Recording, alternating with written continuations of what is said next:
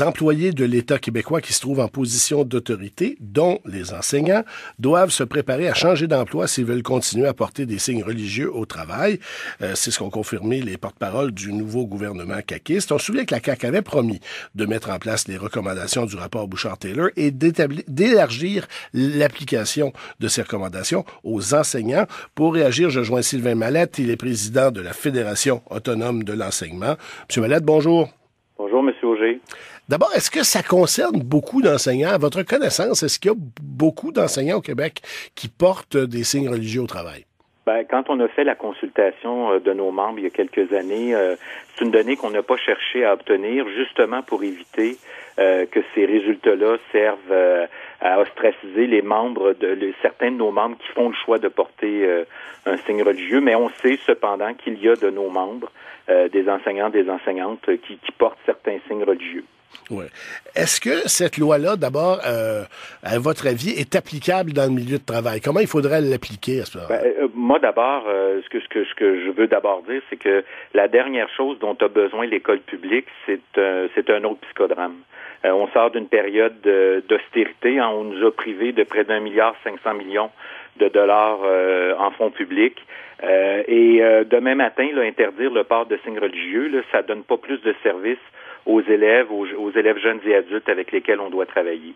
Donc, on doit, et c'est ce qu'on a compris du nouveau gouvernement, il voulait assurer de la stabilité, choisir ses batailles, et demain matin, là, il ferait adopter son projet de loi il n'y a rien de réglé, au contraire, ça ne va que créer de l'instabilité, de l'insécurité. Cependant, on est en démocratie, donc le gouvernement a tout le loisir de faire les débats qu'il veut faire. On va y participer, mais les conditions doivent être réunies pour que ce débat-là se fasse correctement, et il appartient d'abord et avant tout au premier ministre Legault de calmer le jeu. Donc, nous, on fait un appel au calme.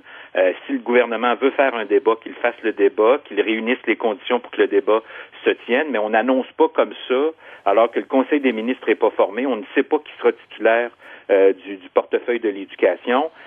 C'est un peu là, c'est brusque comme comportement, et on se serait attendu à un peu plus de respect de la part du nouveau gouvernement.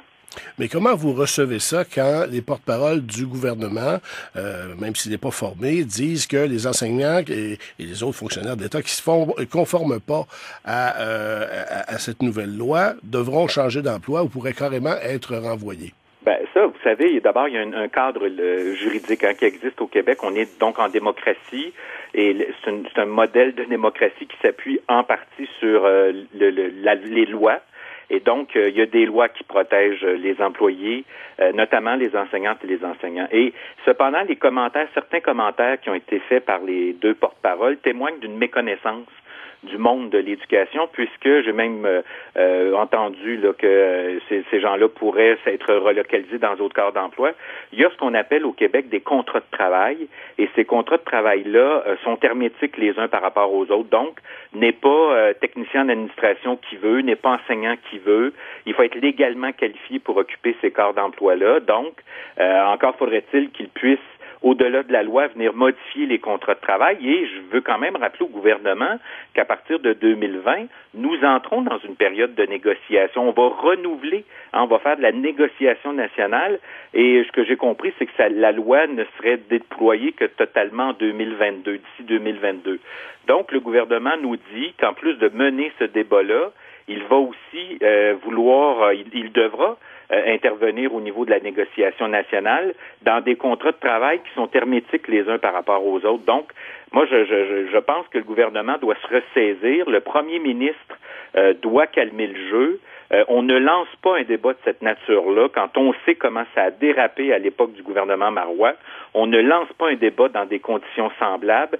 Ça permet aux extrêmes de s'emparer de ce débat-là et d'empêcher l'expression, parce que il faut pouvoir discuter de ces choses-là, mais dans des conditions qui permettent une véritable réflexion collective.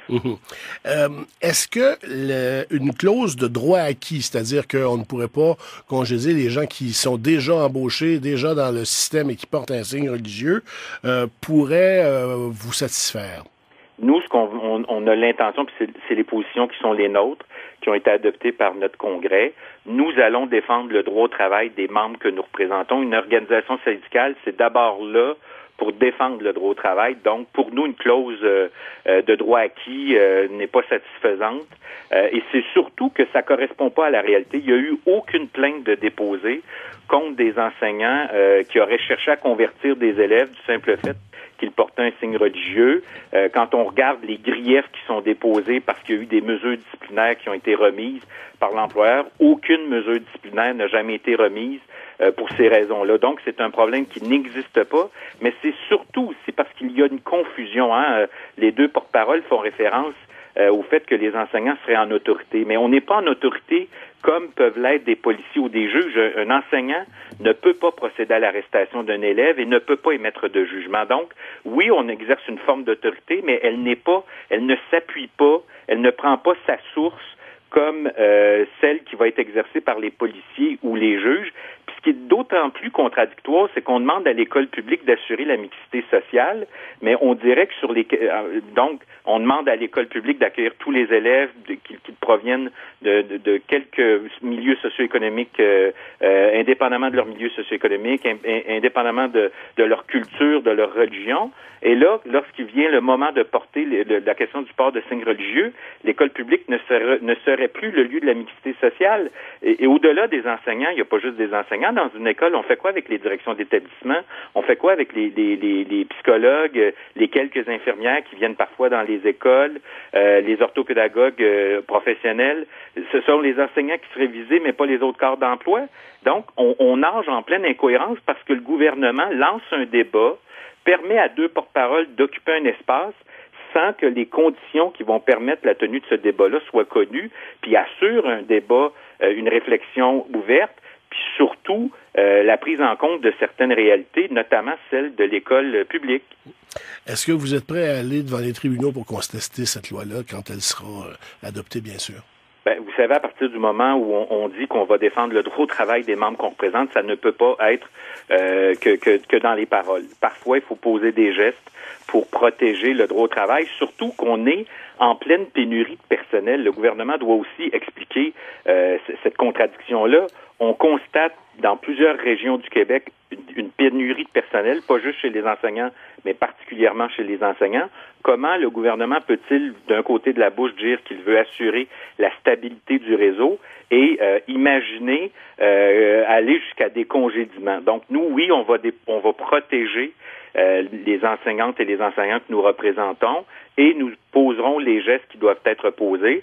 Mais moi, je pense que d'ici là, le gouvernement doit faire preuve d'ouverture. Moi, je demande au premier ministre Legault de calmer le jeu, de rappeler à l'ordre ces deux porte-paroles qui semblent s'amuser à allumer des foyers d'incendie, alors que, je le répète, là, on a besoin de stabilité, on a besoin de revaloriser l'école publique, d'autant plus qu'on lance aujourd'hui la semaine pour l'école publique. Je pense que là, c'est le temps là, que les choses, que le gouvernement assume ses responsabilités, particulièrement le premier ministre. Sylvain Mallette, président de la Fédération autonome de l'enseignement, merci beaucoup d'avoir été là. Merci à vous, M. Auger. Bonne journée. Au revoir.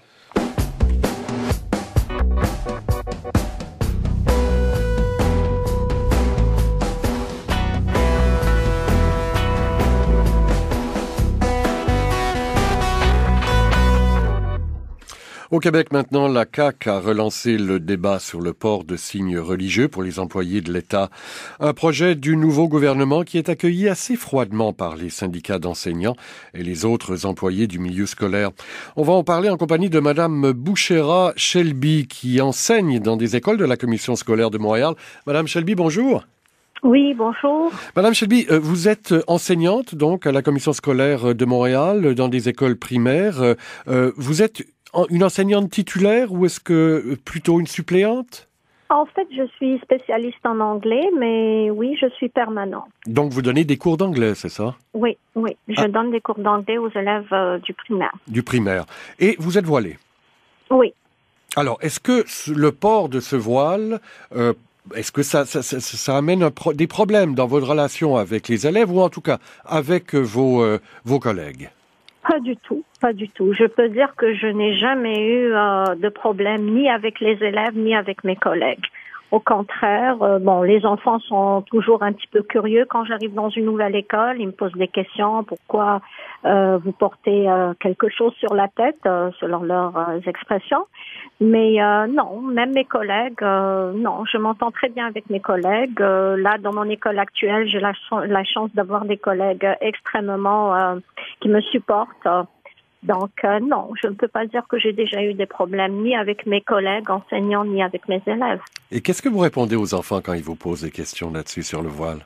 Je leur dis c'est pour une raison religieuse et ils finissent par me demander c'est quoi votre religion. Donc, je dis je suis musulmane. Donc, ils me disent ah oui, je connaissais une éducatrice ou je connais ma voisine qui est très gentille, qui porte aussi le foulard. Et c'est tout, pas plus que ça. Et vous leur dites aussi qu'il y a des femmes musulmanes qui ne portent pas le voile. Exactement. Avec mes collègues, on en discute aussi. Dans ma famille, mes sœurs, on est très nombreuses. Et on peut pas dire que toutes mes sœurs portent le voile. Hein. C'est un choix personnel. C'est une conviction, mais un choix personnel aussi. Alors, on sait très bien qu'au Québec, on est passé dans ce débat-là depuis 4-5 ans. On en a beaucoup parlé, effectivement. Au début, quand vous avez commencé à enseigner, madame, est-ce que vos collègues étaient quand même surpris? S'ils ont été surpris, ils ne me l'ont pas vraiment montré. Il faut dire que depuis que j'ai commencé, j'ai souvent changé d'école, mais dans mon école actuelle, ça fait à peu près 3 ans que je suis dans la même école. Mm-hmm. Donc, je peux pas dire qu'ils se sont montrés surpris ou, en tout cas, personne n'est venu me dire que, je suis surpris qu'il y ait une femme voilée qui enseigne. Voilà. Et maintenant, actuellement, depuis que le nouveau gouvernement, en fait, qui n'est pas encore officiellement le gouvernement du Québec, mais on connaît ses intentions là-dessus, depuis qu'il a décidé, François Legault, de rouvrir ce débat-là, est-ce qu'on en parle? Est-ce que vous en parlez avec vos collègues? Est-ce que eux viennent vous voir pour vous dire quelque chose là-dessus? Oui, je peux vous dire qu'à l'unanimité, mes collègues sont venus me voir spontanément pour me dire qu'on est avec toi. On trouve que c'est n'importe quoi. On ne voit pas en quoi. Ça fait 3 ans qu'on te connaît. On n'a jamais été témoin d'un problème dû à ton foulard. Donc, oui, j'ai beaucoup de support de mes collègues. Est-ce que vous êtes seul à vous retrouver dans cette situation ou y a-t-il d'autres personnes, d'autres enseignantes qui vivent la même chose? Oh oui, il y en a quand même pas mal. J'en parlais à la directrice de mon école ce matin. Je lui disais justement, je vois pas pourquoi on en fait tout un problème. Il doit y avoir une 100aine d'enseignantes. Elle me disait oui, mais les dernières années, il y en a quand même beaucoup qui ont été recrutés. Donc, c'est sûr qu'il doit y en avoir plus à la CSDM ou les commissions scolaires plus limitrophes à Montréal.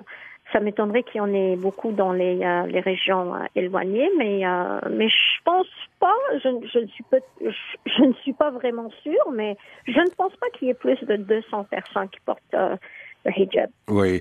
Si le projet arrive jusqu'à bout, arrive à terme, ce projet de la coalition Avenir Québec, madame, vous risquez, si je comprends bien, de perdre votre emploi. Est-ce que vous y avez pensé à cela? Moi, ce que j'ai entendu plusieurs sons de cloche. L'un qui disait que on devrait m'assigner à une tâche de bureau, je sais pas trop quoi. Et donc, pour le moment, je ne vois rien d'officiel. Le premier ministre élu n'a pas encore émis de commentaires là-dessus. Bon, il y a sa porte-parole qui a dit qu'on devrait se trouver un autre travail. Moi, vous savez, l'enseignement, je l'ai choisi depuis toute petite. C'est ma passion. Je peux pas dire que si je voulais faire de l'argent, je pourrais faire autre chose et gagner beaucoup plus d'argent. Mais l'enseignement, c'est une passion pour moi. Je dirais pas que c'est une vocation, mais je dirais que c'est une passion. J'ai toujours aimé enseigner. J'éprouve beaucoup de satisfaction à faire mon travail. J'éprouve beaucoup de satisfaction à côtoyer mes élèves tous les jours. Donc, je ne me vois vraiment pas faire autre chose. Franchement, là, je ne me vois pas faire autre chose. Mais est-ce que si jamais ça arrivait, est-ce que vous seriez prêt à enlever votre voile pour justement continuer à votre passion? Oh non, jamais, jamais.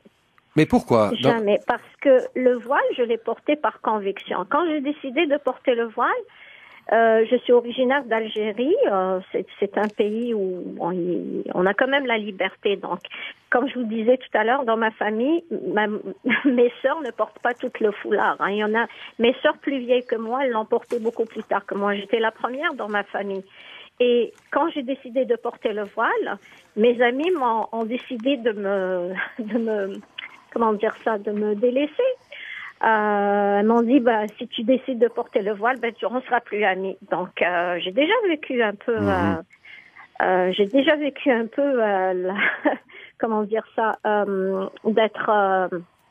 on m'a quitté, si on peut dire, pour mes convictions. Donc, je peux dire que ça m'a renforcé encore plus dans ma conviction. Quand j'ai décidé de porter le foulard, je n'ai jamais regretté de l'avoir porté. Ça fait plus de 30 ans que je le porte. Et je me sens plus complète avec. Je me sens vraiment plus complète. Il m'est jamais venu à l'idée que je pourrais enlever le foulard puis ne plus avoir de problème. Je ne me sentirais pas bien là-dedans. Voilà. Je peux le dire, là, je me sentirais vraiment pas bien. Mais Madame Shelby, vous devez comprendre, et je suis sûr que vous le savez bien sûr, cette espèce l'histoire récente du Québec où on a essayé évidemment de mettre de côté un petit peu tout ce qui est religieux, après en avoir subi un peu les conséquences durant ce que l'on a appelé la Grande Noirceur, et d'accueillir maintenant des gens qui justement se plient à un dictat religieux comme ça. Vous comprenez que cela peut heurter certaines personnes. Et là, quand je vous dis ça, je ne veux pas ouvrir tout ce débat-là, n'est-ce pas? Oui, je comprends vous comprenez? Tout à fait la réalité. Je comprends tout à fait. Je suis très curieuse de nature, donc j'ai étudié un peu l'histoire du Québec. J'ai lu beaucoup de livres à ce sujet, mais je comprends que quand un individu se sent, forcé à faire des choses ou forcé à pratiquer une certaine religion, puis qu'il décide de s'en départir ou de ne plus vouloir avoir affaire à cette religion, je comprends tout à fait. Mais je comprends aussi l'autre côté de quelqu'un qui veut aspirer à pratiquer une religion de façon libre aussi. Comment est-ce Comprenez? Moi, j'ai des amis québécois qui me disent, lorsqu'il était question il y a 5 ans à peu près de la Charte des valeurs, oui. J'ai des amis québécois de souche pratiquants qui me disaient, vous, au moins vous affirmez, alors que nous, des fois, on est gênés de dire qu'on est pratiquant. Vous comprenez ce que je veux dire? Oui, tout à fait. Et comment est-ce que vous l'avez vécu? Madame, justement, comment est-ce que vous avez vécu cette période, Madame Shelby? Je peux vous dire que c'était une période de noirceur, pour reprendre vos mots. C'était vraiment une période de noirceur. Je peux vous dire qu'il y avait beaucoup d'hostilité. On ne se sentait pas vraiment en sécurité dans la rue parce que du fait que ça risquait de devenir comme légal, si on peut dire, ça devenait soudain dans les médias, ça devenait normal que quelqu'un vienne empêcher quelqu'un de pratiquer sa religion. Donc, il y a des gens qui se permettaient, qui se donnaient le droit de dire, OK, c'est correct, donc je peux harceler une personne dans la rue. Et j'ai certaines de mes amies à qui on a essayé d'ôter le voile de force. On a entendu, moi personnellement, j'ai dû affronter de l'agressivité verbale. Je suis pas du genre à me laisser faire. Donc, Bon, Madame Bouchera, c'est là-dessus que l'on doit se quitter faute de temps. Je rappelle, Madame Bouchera Shelby, vous enseignez dans les écoles de la Commission scolaire de Montréal. Je vous remercie beaucoup pour votre témoignage aujourd'hui. Merci à vous. Au revoir. Au revoir, bonne journée.